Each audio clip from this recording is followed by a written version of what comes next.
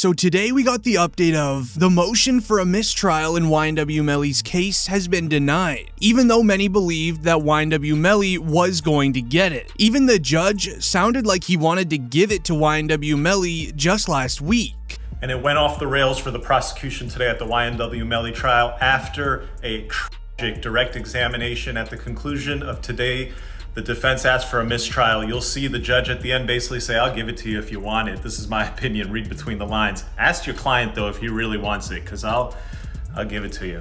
That's what I heard, that's what I saw. He doesn't say it, but reading between the lines, that's what that judge means. Watch this. Mr. Devins has been prejudiced. This jury sat there and watched this fiasco unfold with at least 10, maybe 15 sidebars after every 2 questions. And for that reason, we think that it was deliberate. It is highly prejudicial. This jury has been tainted, and we move for a mistrial.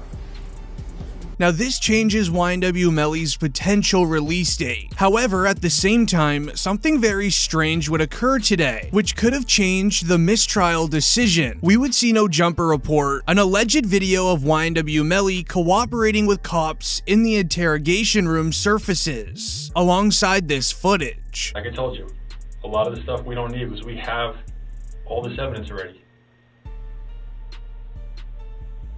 Now's your time.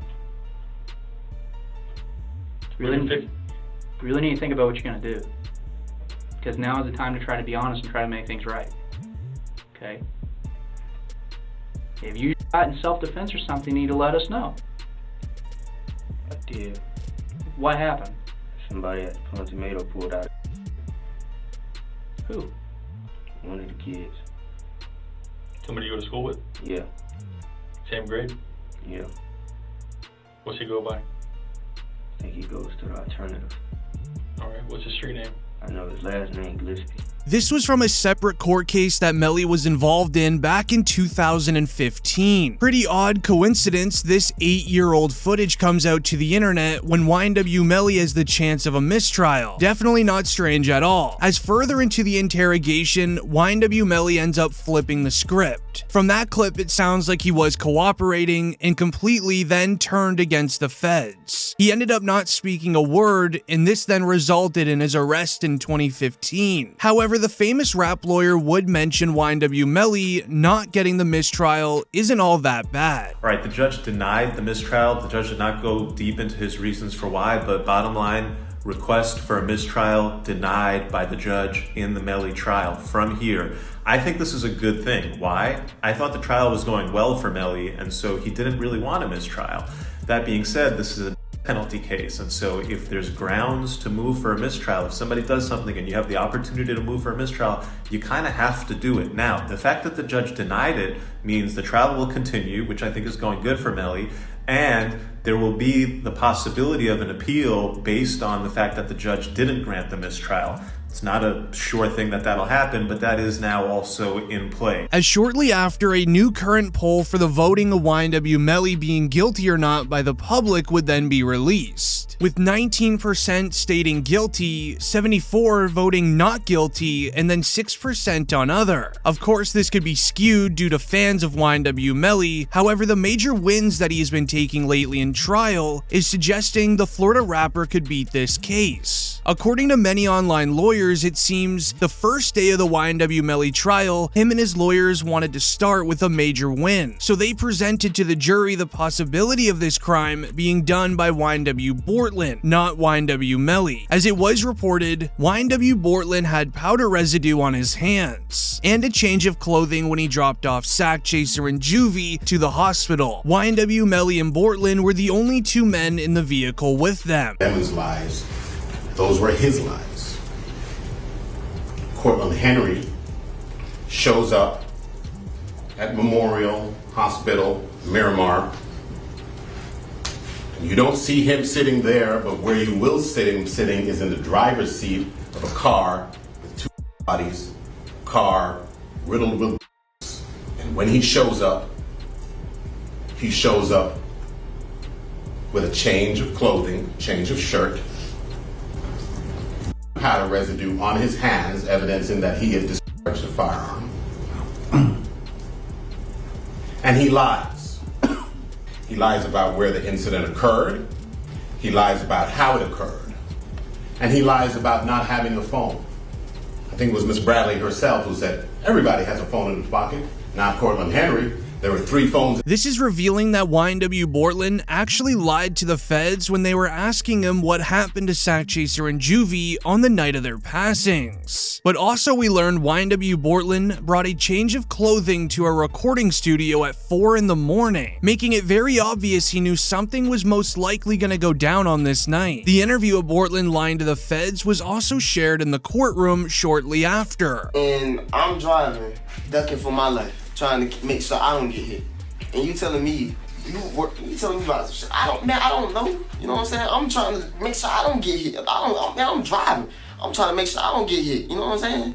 What I'm gonna be worried about? You know what I'm saying? I know it's not for you to worry about. Shit crazy, bro. But if you tell me it happened there's gotta be some evidence there. There's gonna be broken glass, just like there's broken glass over here from when you guys open the doors and stuff like that. Okay, there's gonna be broken glass over there when the windows got out. There's gonna be casings from the people at your car. Okay, there's gonna be evidence over there. Okay, right now, there's nothing. I kind of think I know what happened because I got information. Then shortly after, the famous rap lawyer would confirm that was YNW Melly's attorney, basically throwing YNW Bortland now into the mix. And we have an absolute shell being dropped by the defense, a mic drop moment. The lead attorney on Melly's defense team telling the jury that Cortland Henry lied to police when he showed up at Memorial Hospital that morning.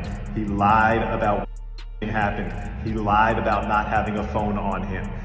That Cortland Henry, this is according to Melly's attorney, that Cortland Henry showed up at that hospital with a change of clothes on, and that Cortland Henry showed up at that hospital with powder residue on his hands. This would leave many to believe YNW Melly is trying to put this all onto YNW Bortland, in other words snitch, so then he could be released from jail. As later on in the trial, we would then hear more evidence of YNW Bortland having firearm residue on his hands, where we would see a report of forensic scientists that covered the passings in the Melly trial says co-defendant YNW Bortland tested positive for firearm residue. So the right hand of Cortland Henry contained 0 particles characteristic of shot residue and 2 component particles. And the left hand contained 1 particle characteristic of shot residue and 1 2-component particle. Okay. And can you explain to us what that means? Basically, overall, there was shot residue present on the hands. As after the forensic scientist took the stand and basically made YNW Bortland now a person of interest in this case, it made many start to think that maybe YNW Bortland is the guilty one. However, YNW Juvie's father was not having it, reacting and sharing his opinions on Melly, stating he doesn't want the focus to be taken off of Melly. He believes that he is the guilty one, where we would see reports of the father of YNW Juvie explained he believes YNW Melly is responsible for this crime. From the day one, I believe that Melly was responsible for my son on October 26th when I first heard the story, because his explanation when I finally talked to him in Cortland on a FaceTime, their response and how they was reacting, they showed no remorse. They didn't act like they was grieving, like they lost a best friend or nothing. They was, in my opinion, they was in the best spirits. They wasn't reacting to, they act like they didn't have to take a loss at all. That's how I took it. And then when I was talking to them, I still had in the back of my mind that something's not right. As after that video clip was done, YNW Juvie's father would also mention an altercation that occurred 2 days before the passings between YNW Melly and Sack Chaser, involving Sack Chaser messing with Melly and Melly's gold grills falling out in the process. So now when you take into account YNW Bortland's name being thrown into the mix, lots of evidence proving that he definitely was there due to the residue, we would then see the prosecutors taking a witness to the stand, where reports state YNW Melly's ex-girlfriend's mother is a prosecution witness, but it looks like she doesn't want to be there testifying for the state. I do remember that they kind of me and my daughter and take her to jail for accessory. I do remember that. Yes. And in terms of the statements that you made about what happened, you don't have any recollection of that. Did you read this statement multiple times? I looked at it and I just didn't recall it, and I don't remember. And so you indicated you hoped you were truthful with law enforcement. Yes, I did. I have to ask you to be more definitive. Were you truthful? I don't remember what I said to them that day, so if I was to tell you something now, I could be lying. I don't want to lie on the stand because you're going to take me to jail. So I'm saying what you want me to say. I do not want you to say anything. I want you to tell the truth. Okay, that's what I'm doing. The prosecutors were hoping and expecting her to fully cooperate and even share what happened on the night of Sakchaser and Juvie's passings. As after the crime was committed, YNW Melly FaceTimed his ex-girlfriend, and when she started screaming in her bedroom, this would result in her mom also going into her bedroom and hearing what YNW Melly had to say on that night. However, now inside of the courtroom, she's claiming that she no longer remembers a single thing from that night. Could it be because of the feds making her wear a GPS tracking device around her ankle, making her look like a criminal at her place of work? Or is it because the YNW company paid her off to not speak? We still currently don't know, however, it's a major win for YNW Melly in the end. The other major win for YNW Melly, leading to his now possible release, was in the report of YNW Melly's reaction when a firearm expert tells the judge he did not bring the item because he doesn't even know what item was used in this crime. Why not? So the first thing is I didn't have a firearm, so I can't know which firearm I'm going to use in order to replicate any of my tests. So I can't make tests for this determination because I don't know what firearm was used. Okay. Do you have a... However, there is a few things that are making YNW Melly look guilty inside of the courtroom. As yes, lawyers mentioned, cases are largely based off of evidence. But sometimes you can build an image on how a crime was committed just by watching the man in question inside of the courtroom. Now, we would see a YNW Melly and his attorney event where they're chatting and laughing inside of the courtroom during trial. Comment?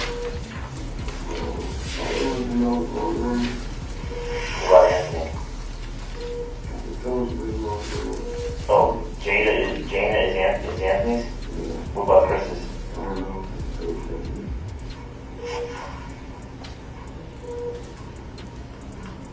Did it live here or in Barrel? The mom? Who lives with you at 18521 Southwest 44th Street? Which is obviously very strange behavior. However, 30 minutes later, we would then see reports of prosecutors show video of YNW Melly hopping inside of the car that involved in his friend's passings.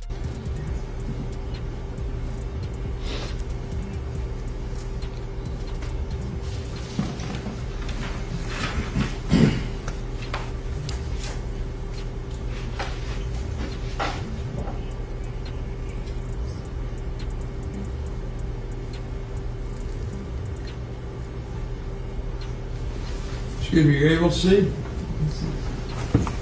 Yes? All right.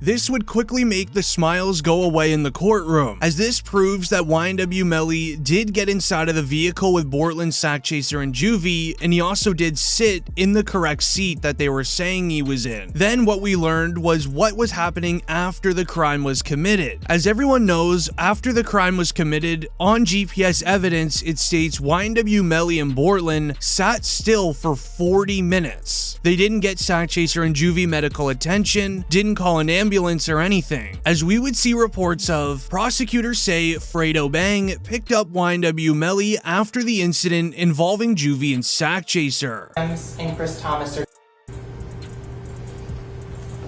So what you're also going to find out is while Mr. Devins is out there on the side of the road, 4 in the morning, 4:42 specifically, he sends a drop pin, digital homing beacon, to his current location, to one of his friends, Frederick Givens. Frederick Givens is also involved in the music industry, and he asked to be picked up. Frederick Givens, then, about 11 minutes later, is sent another drop pin where Mr. Demons has moved a couple of meters.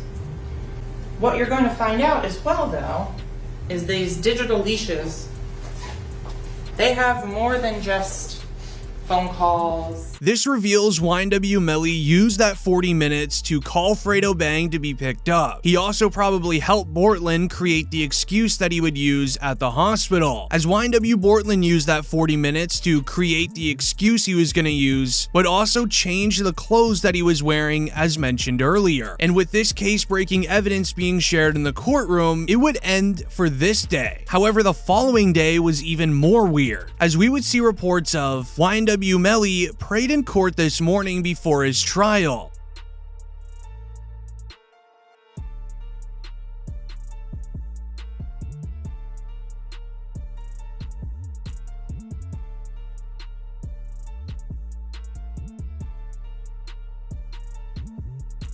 With that being the normal part, it wasn't until the first recess where we would notice unusual activities by Melly, as this video would go viral of Melly acting very strange.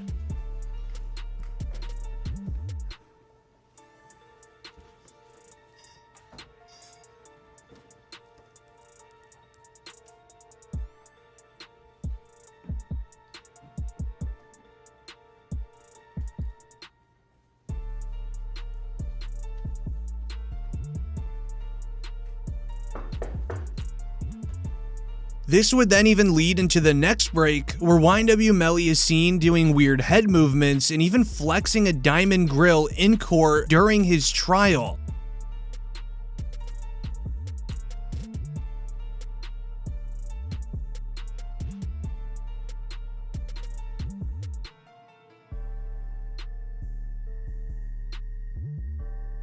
Now, whether this is confidence inside of the courtroom that he knows that he's innocent or something else that we may not just know, it is relieving to hear his music manager 100K Track mention he has great defenses on his side. This could be related to why he seems so confident. He built a real great solid team away from just being innocent, because he wouldn't do such a crime. He prepared himself and got a proper, defense. Their job is to handle themselves in trial, not on social media. You guys are taking it that way. If they say they got DNA in a car, I'm just gonna tell you, Melly DNA was found in the car. You're gonna think, yeah, his DNA was found in the car the day of the.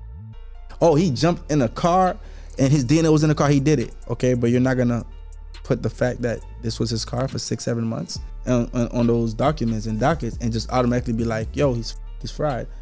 You don't even know what the defense is. You don't even know what the rebuttal is. You don't even know why that situation occurred. You hear ballistics flying, you don't know what the defense is. You hear this, you hear that. You get what I'm saying? I'm gonna be honest. Now, due to Melly's great defense team, he has been blessed with some of the motives the prosecutors wanted to use now being taken off the table, no longer allowed to be used. One of the motives was that YNW Sack Chaser was gonna receive $200,000 from Melly and his record label. However, just prior to getting offered the deal, Melly's mom would post this online.